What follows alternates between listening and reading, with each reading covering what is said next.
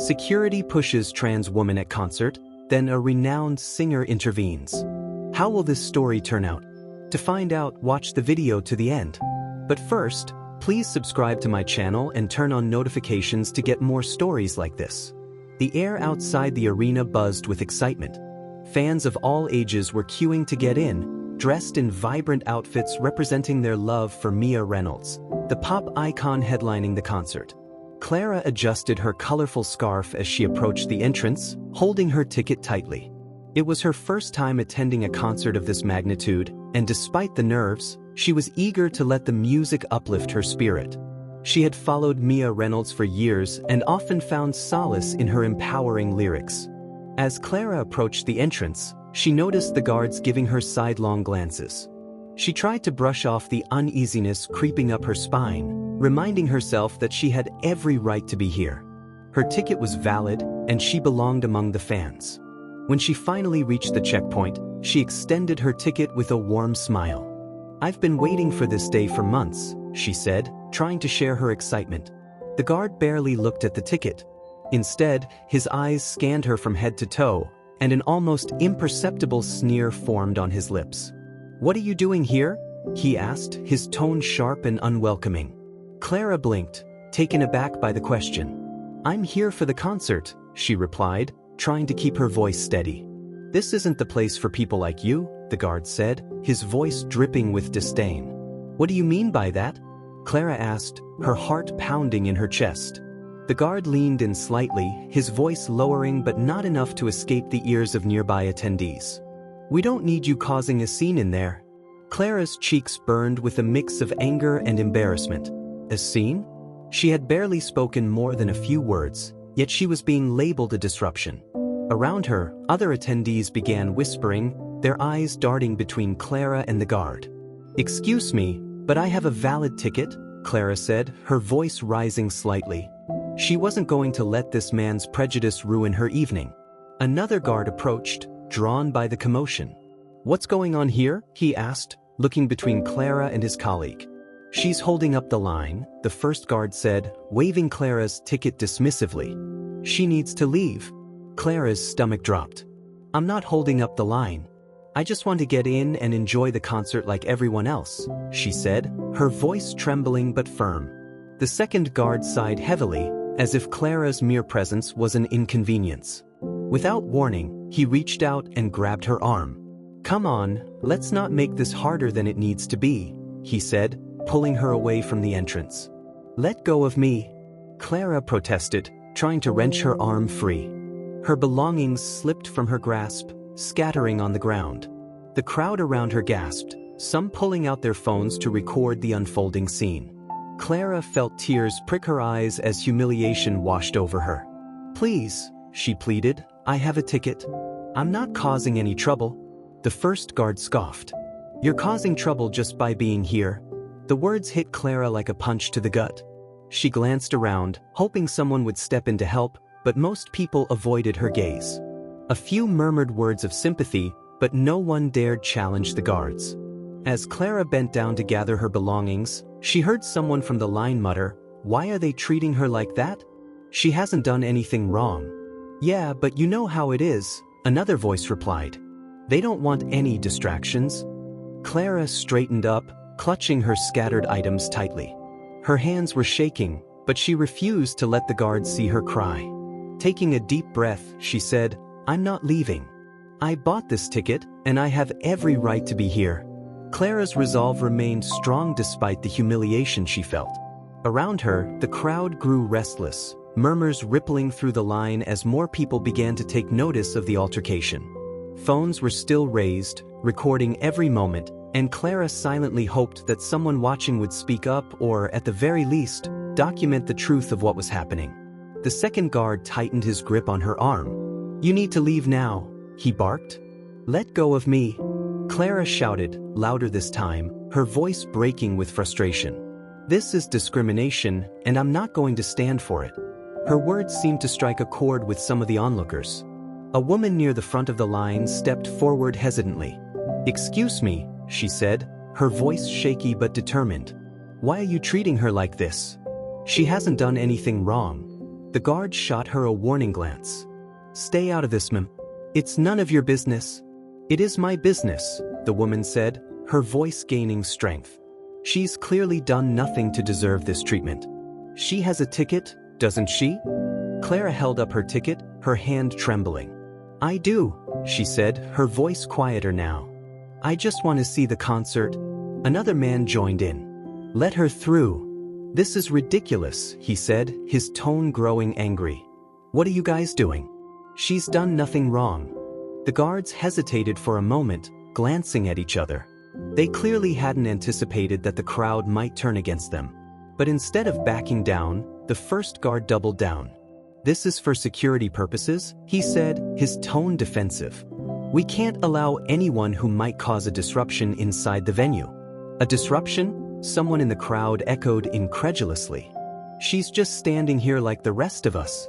You're the ones causing a scene." The murmurs grew louder, and the crowd began to shift uncomfortably. Some people moved closer, forming a loose barrier around Clara as if to shield her from the guards. Others continued recording, their phones capturing every moment of the guards' growing unease. Clara felt a surge of gratitude for the strangers who had spoken up, but her heart still pounded with fear and frustration. She turned to the guards, her voice steady despite the lump in her throat. "You're targeting me because of who I am," she said. "But I won't let you take this away from me. I've waited too long for this night." The second guard sneered. "Play the victim all you want," he said, but his voice wavered slightly, betraying his discomfort under the watchful eyes of the crowd. A younger woman near the back of the line raised her voice. "Why don't you let her in and stop wasting everyone's time? We all have tickets, and we all deserve to be here, including her." "Yeah," someone else shouted. "This isn't right." The first guard held up his hand, trying to silence the growing dissent. "This is a private event," he said, his voice raised to be heard over the crowd. "We have the right to deny entry to anyone we deem a risk." "A risk?" Clara repeated, her voice incredulous. "I'm not a risk. I'm a paying customer, just like everyone else here." The crowd murmured in agreement, and Clara felt a small spark of hope. Maybe, just maybe, the pressure from the onlookers would be enough to make the guards back down. But before anyone could say another word, the first guard reached for his radio.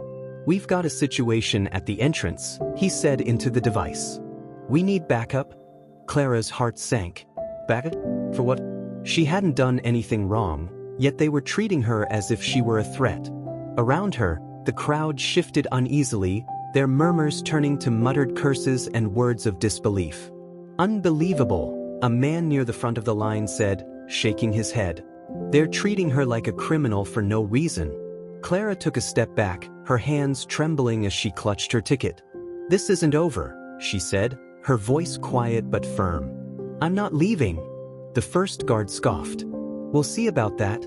Within minutes, 2 more guards arrived, their expressions grim. One of them stepped forward, his eyes scanning the crowd before settling on Clara. "What's the problem here?" he asked. "She's refusing to leave," the first guard said, his tone sharp. "She's causing a disturbance." "That's not true," Clara shouted, her voice breaking with frustration. "I just want to get in and see the concert. I have a valid ticket, but they're treating me like I don't belong here." The new guard frowned, his gaze shifting between Clara and the crowd. It was clear he wasn't entirely convinced by his colleague's version of events, but he didn't challenge him either. "Let's handle this calmly," he said, his voice measured. "Miss, if you'll just come with us." "No," Clara said, her voice firm. "I'm not going anywhere. This is my right. I'm not causing any trouble." The crowd murmured in agreement, their voices growing louder as more people joined in. "She's right," someone shouted. "This is discrimination. You should be ashamed of yourselves," another voice added. "Leave her alone." The guards exchanged uneasy glances, their confidence wavering under the weight of the crowd's growing anger. Clara stood her ground, her heart pounding in her chest. She knew she couldn't let them intimidate her. Not now, not ever. The tension outside the concert venue was palpable. Clara felt a bead of sweat roll down her temple as the crowd around her became louder. Voices echoed from all directions, each one adding to the cacophony of support for her. Strangers who had no idea who she was were standing up for her, and it was both empowering and overwhelming. The guards, now flanked by their reinforcements, seemed unsure of how to proceed. The situation had escalated far beyond their expectations, and the presence of so many phones capturing every second of the drama only made them more nervous. "All right, everybody, calm down," one of the new guards shouted, raising his hands in a futile attempt to quiet the crowd. But his words only seemed to add fuel to the fire. "Calm down," someone yelled back. "Why don't you calm down and let her in? She's done nothing wrong." "Exactly," another voice joined in. "This is blatant discrimination, and we're not going to stand for it." Clara's heart swelled with gratitude. She had come to the concert alone, prepared to face whatever challenges the night might bring, but she hadn't expected to find allies in the very people she thought would ignore her struggle. She looked around, her eyes meeting those of the strangers who had spoken up for her, and she nodded her thanks, unable to find the words to express what their support meant to her. The first guard, clearly frustrated, stepped forward again. "This is private property," he said, his voice tinged with desperation. "We have the right to refuse service to anyone we see fit." "But why her?" a woman near the front of the crowd demanded. "What's your justification? She has a ticket, she's done nothing wrong, and she's clearly not a threat. So why are you targeting her?" The guard hesitated, his mouth opening and closing as he struggled to come up with an answer. Finally, he said, "It's just standard procedure. We have to ensure the safety of everyone inside." "Safety?" another man repeated incredulously. "What's unsafe about her? She's just standing here, minding her own business." The crowd erupted in agreement, their voices growing louder and more unified. Clara felt a surge of hope. Maybe, just maybe, the pressure from the crowd would be enough to force the guards to back down. But just as she allowed herself to believe things might turn in her favor, the first guard turned to the others and muttered something under his breath. The new guards nodded, their expressions grim, and began to advance toward Clara.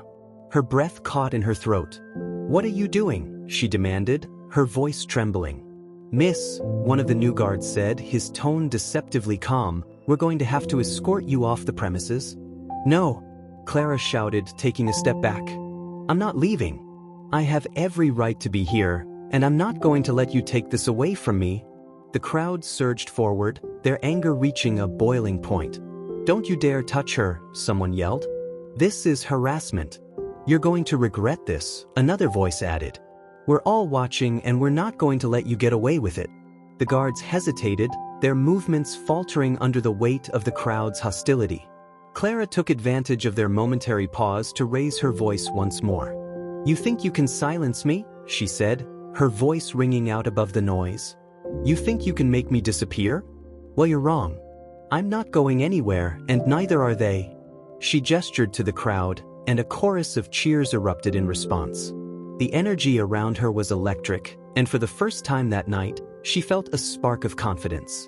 She wasn't just fighting for herself anymore, she was fighting for everyone who had ever been silenced, marginalized, or pushed aside. One of the guards took a step back, clearly rattled. "This is getting out of hand," he muttered to his colleague. The first guard glared at him. "Don't back down," he said through gritted teeth. "We can't let her win." But even as he spoke, it was clear that the tide was turning. The crowd had grown larger, and their voices had become impossible to ignore. More people were stepping forward, their phones raised high as they documented every second of the unfolding drama. The guards were outnumbered, and they knew it.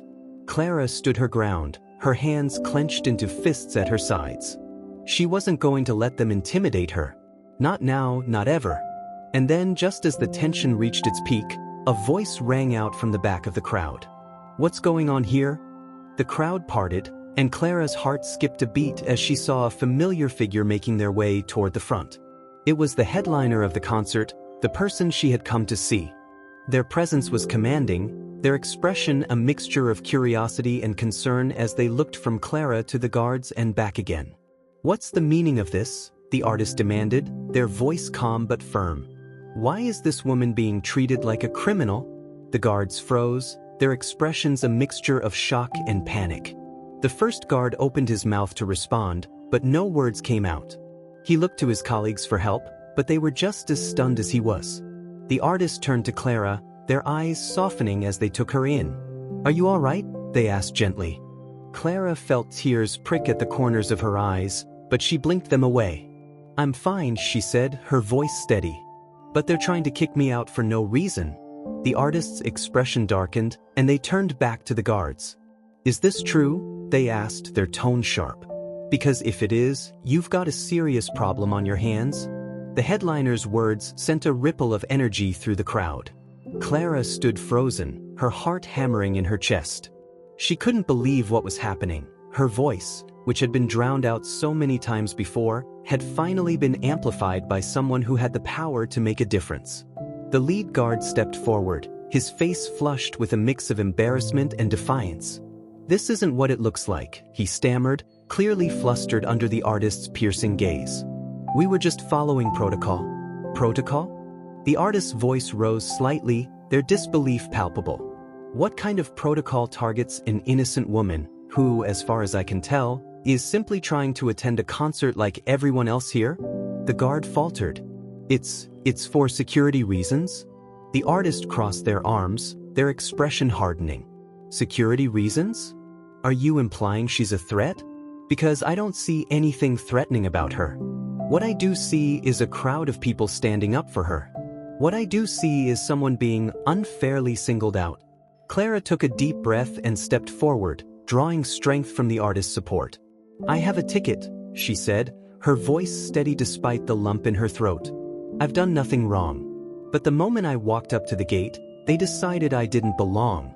The crowd erupted in agreement, their shouts growing louder and more forceful. "She's right," someone yelled. "This is discrimination, plain and simple." "Let her in," another voice echoed. "We're not leaving until you do the right thing." The lead guard looked around, clearly overwhelmed. He turned to his colleagues, silently pleading for support, but they avoided his gaze. The tide had turned and he knew it. Still, he wasn't ready to back down completely. "Fine," he said, his voice tight. "She can stay. But we're going to have to keep an eye on her." "For security purposes?" "That's not good enough," the artist shot back. "She deserves an apology, not more surveillance. You've humiliated her in front of all these people. The least you can do is own up to your mistake." The guard's face turned an even deeper shade of red. He looked like he wanted to argue, but the sheer weight of the crowd's disapproval silenced him.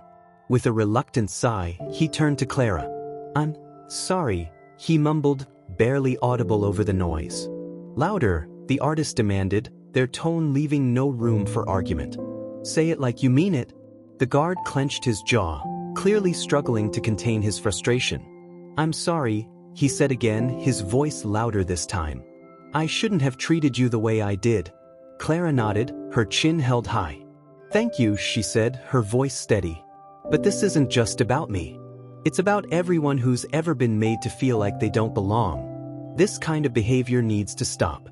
The artist placed a hand on Clara's shoulder, their touch reassuring. "You're absolutely right," they said. "And I'll make sure this never happens again, not at my concerts, and not anywhere else I have influence." The crowd erupted into cheers, their voices a chorus of triumph and solidarity. Clara felt a wave of emotion wash over her.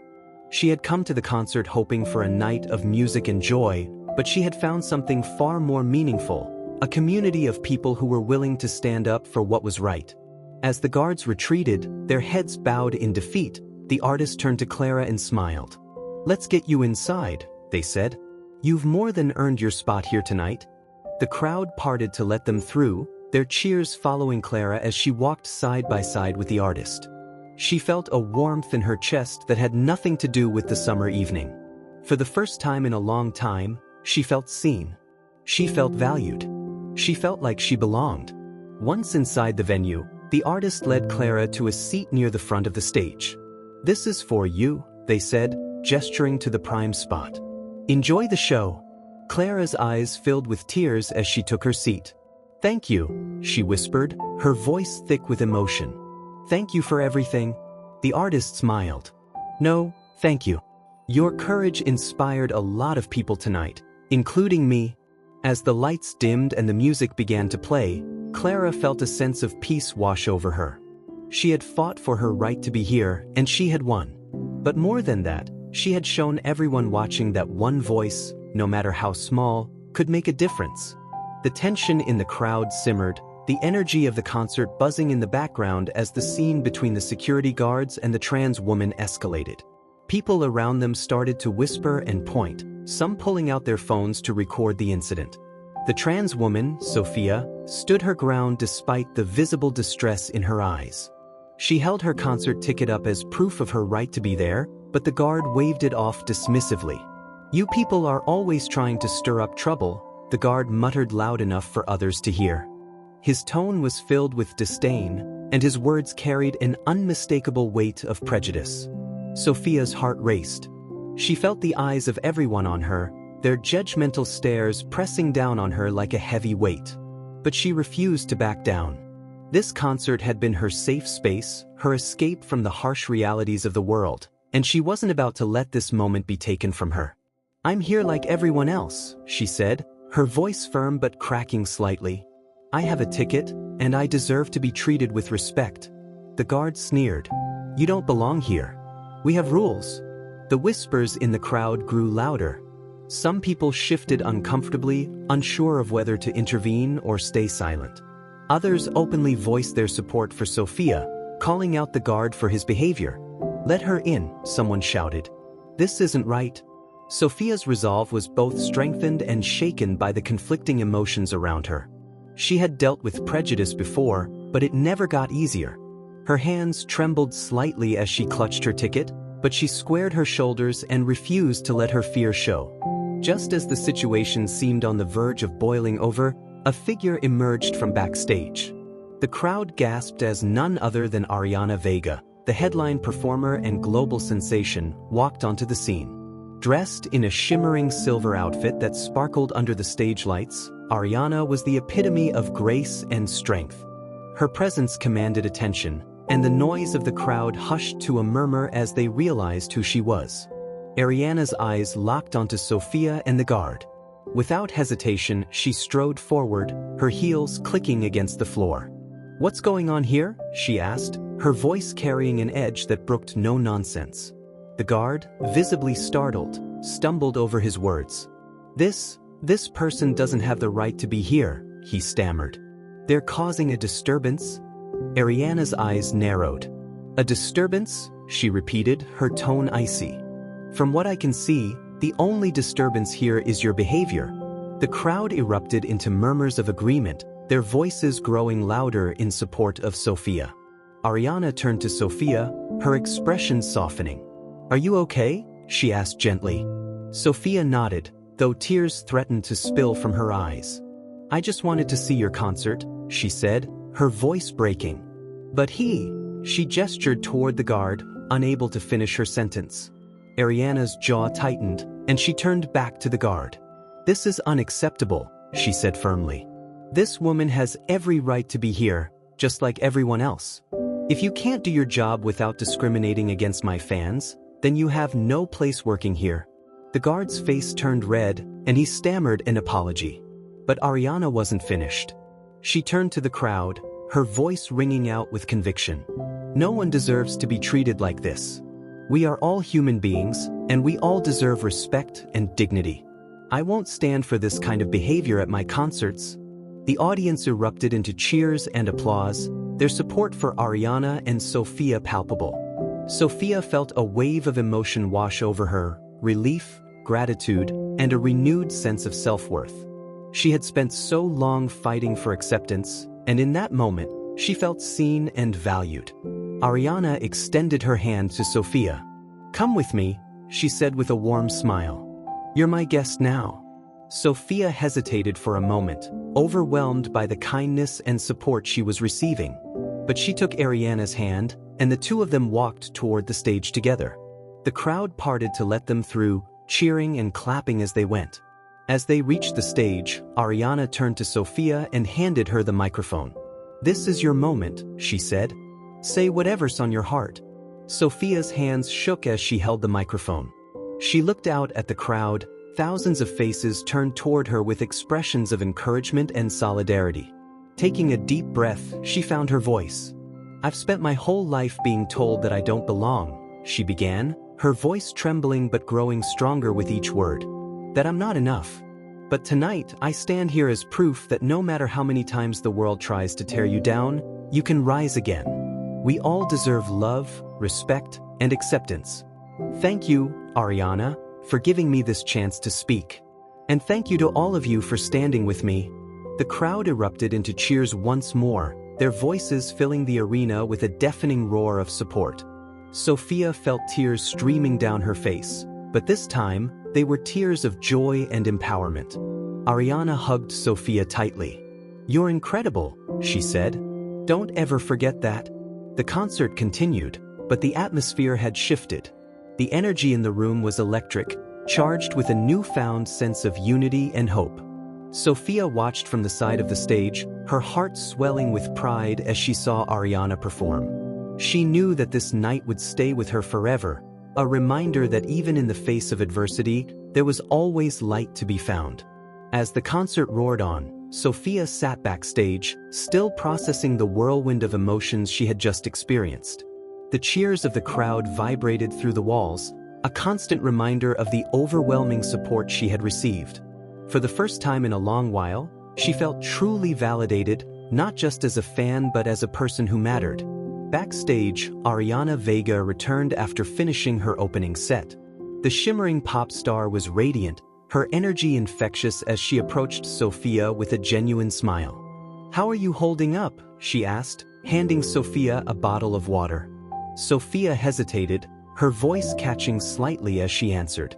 "I don't even know how to describe how I feel. One moment I was being humiliated, and the next, you stood up for me. You didn't have to do that." Ariana shook her head, her expression serious. "Of course I had to. Nobody deserves to be treated the way you were. I won't let anyone think they can get away with that kind of behavior, especially not at my concert." The sincerity in Ariana's voice brought tears to Sophia's eyes. She wiped them quickly, embarrassed by how vulnerable she felt. But Ariana wasn't done. "You have no idea how many people you just inspired," Ariana continued. "When you spoke to the crowd, you gave a voice to so many others who felt the same pain, the same rejection. You were brave, and that bravery changes things." Sophia's heart swelled at the words. She had always wanted to make a difference, but she had never imagined it would happen like this. For so long, she had believed that her voice didn't matter, that her struggles were hers alone to bear. But tonight had proven her wrong. Ariana then motioned for someone nearby to approach. A man in a sleek suit walked over, holding a tablet. "Sophia, this is Carlos," Ariana said. "He's part of my team, and I wanted him to meet you because I have an idea." Carlos smiled warmly and handed the tablet to Sophia. On the screen was a layout for a campaign called Concerts for All, aimed at creating safe, inclusive spaces at events worldwide. The initiative would train staff, raise awareness, and ensure that no one faced discrimination at live events. "This is something we've been working on for a while," Ariana explained, "but tonight showed me how urgent it really is. I want you to be part of this. Your story, your courage, could inspire others to join us." Sophia stared at the tablet, overwhelmed by the gesture. "You want me to help with this?" she asked, her voice barely above a whisper. Ariana nodded. "Absolutely. You have a unique perspective, and we need that. Together, we can make sure that what happened to you doesn't happen to anyone else." For a moment, Sophia was speechless. The idea of being part of something so meaningful felt like a dream. She had always wanted to make an impact, to fight for the acceptance and equality she had struggled to find in her own life. And now, she was being given the chance to do exactly that. "I'd be honored," she finally said, her voice trembling with emotion. "Thank you for believing in me." Ariana grinned and pulled Sophia into a hug. "We're going to change the world together," she said confidently. As the night went on, word of the incident spread across social media. Clips of Sophia's speech and Ariana's intervention went viral, drawing millions of views within hours. Celebrities, activists, and fans all rallied behind the hashtag #StandWithSophia. turning the evening into a powerful movement for inclusion and equality. The following morning, Sophia woke to find her phone flooded with messages of support. People from all walks of life shared their own stories of discrimination and how inspired they were by her bravery. The overwhelming response brought tears to her eyes. But the most surprising message came from Ariana herself. It was a simple text: "Good morning, world changer. Let's talk plans today." Later that week, Sophia found herself sitting in a bustling office in downtown Los Angeles. The headquarters of Ariana Vega's management team was a sleek, modern space buzzing with creative energy. Sophia could hardly believe she was there, surrounded by professionals who were brainstorming ways to turn her story into a catalyst for change. Ariana had personally invited Sophia to be part of the team designing the Concerts for Alt campaign. Over the past few days, they had exchanged countless messages and calls, discussing ideas and strategies. Sophia felt like she was in a dream, but every passing moment reminded her that this was real.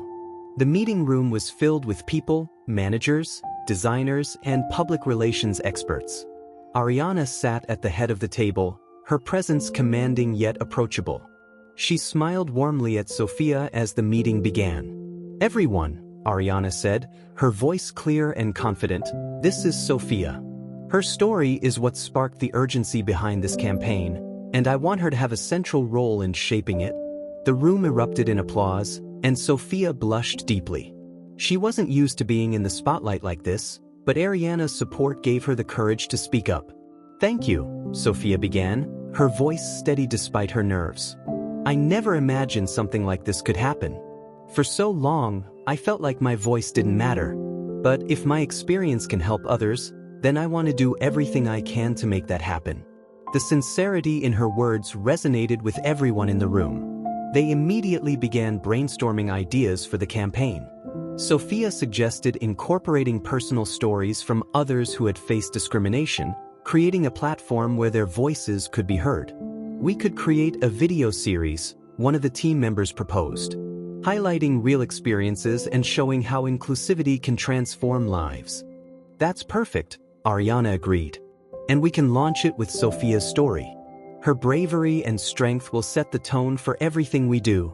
As the discussion continued, Sophia found herself contributing more and more. She shared her thoughts on what inclusivity should look like and how the campaign could address the root causes of discrimination. Her insights were met with enthusiasm, and for the first time, she felt like her perspective truly mattered. By the end of the meeting, the team had outlined a comprehensive plan for Concerts for All. The campaign would include training programs for event staff, resources for attendees, and a digital platform for sharing stories and raising awareness. It was ambitious, but everyone in the room was committed to making it a reality. After the meeting, Ariana pulled Sophia aside.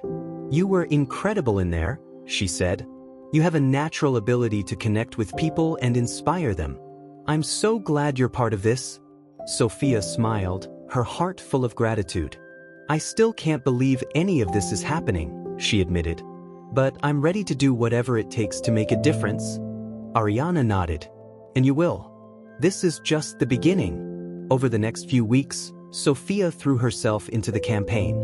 She worked closely with the team, sharing her story in interviews, participating in brainstorming sessions, and connecting with others who had faced similar struggles. Each day brought new challenges, but it also brought a sense of purpose that she had never felt before. The campaign's launch event was held at the very stadium where Sophia had first met Ariana. The stage was set, the lights were bright, and the energy in the air was electric. As Sophia stepped onto the stage to address the crowd, she felt a rush of emotions. "Thank you for being here," she began, her voice echoing through the stadium. "Tonight isn't just about me, it's about all of us. It's about creating a world where everyone feels valued, respected, and included." The crowd erupted in cheers, their support washing over her like a wave. In that moment, Sophia knew that she was exactly where she was meant to be. As the campaign gained momentum, Sophia found herself becoming a symbol of resilience and hope for many. Messages poured in from around the world, people sharing their own stories of discrimination, thanking her for speaking out, and expressing how much her journey had inspired them. She read each message with a mixture of humility and determination, knowing that every voice mattered in this fight for inclusivity. The Concerts for All's initiative quickly became a cultural movement. The campaign's social media presence exploded, with hashtags like #ConcertsForAll and #InclusivityRocks trending globally. Ariana Vega's star power undoubtedly amplified the message, but it was Sophia's authenticity and courage that resonated most deeply with people. The first major milestone of the campaign was a benefit concert, aptly named One Voice, One Stage, held in New York City. The event was a culmination of months of hard work, and the lineup included some of the biggest names in music, all of whom were passionate supporters of the cause. Sophia arrived at the venue early that day, her nerves tingling with anticipation. As she walked backstage, she was greeted by Ariana and several other artists who had been following her story. "Sophia?" Ariana exclaimed, pulling her into a warm hug. "Are you ready for tonight? It's going to be incredible." "I think so," Sophia replied with a nervous laugh. "I just hope I don't trip over my words on stage." "You're going to be amazing," Ariana reassured her. "Just speak from your heart, like you always do." As the night began, the stadium filled with thousands of fans, each one excited to be part of a moment that transcended music. The stage was alive with energy as artist after artist performed, each one delivering a powerful message of unity and acceptance. When it was Sophia's turn to take the stage, the crowd erupted in applause. She stood in the spotlight, her heart pounding, and took a deep breath before speaking. "Good evening," she began, her voice steady despite the butterflies in her stomach. "Tonight is about more than just music. It's about standing together against hate and discrimination. It's about creating a world where everyone, no matter who they are, feels like they belong." She paused, letting her words sink in. The crowd was silent, hanging on her every word. "I've faced my share of challenges," she continued. "But what I've learned is that our voices are powerful. When we speak out, when we stand up for what's right, we can change the world. And that's what we're doing here tonight." The audience erupted into cheers, their support overwhelming. Sophia smiled, her confidence growing with every second. "I want to thank Ariana and everyone who has supported this campaign," she said. "But most of all, I want to thank you, the fans, the people who are making this movement possible. Together, we're proving that love and acceptance are stronger than hate." As she left the stage, the applause was deafening. Backstage, Ariana and the other artists were waiting for her, their faces glowing with pride. "You were incredible," Ariana said, hugging her tightly. "You're a natural." Sophia laughed, her heart full. "I don't know about that, but it felt amazing to be up there." "That's because you're speaking the truth," Ariana said. "And people can feel that." The concert was a massive success, raising millions of dollars for the campaign and spreading its message to an even wider audience. But for Sophia, the most rewarding part was seeing the impact it had on the people who attended. As she walked through the crowd after the event, countless fans approached her, sharing their stories and thanking her for inspiring them. One young woman, tears streaming down her face, hugged Sophia tightly. "You've given me hope," she said. "I've always felt like I didn't belong, but seeing you up there made me realize that I do." "Thank you." Sophia hugged her back, her own eyes filling with tears. "You do belong," she said firmly. "We all do."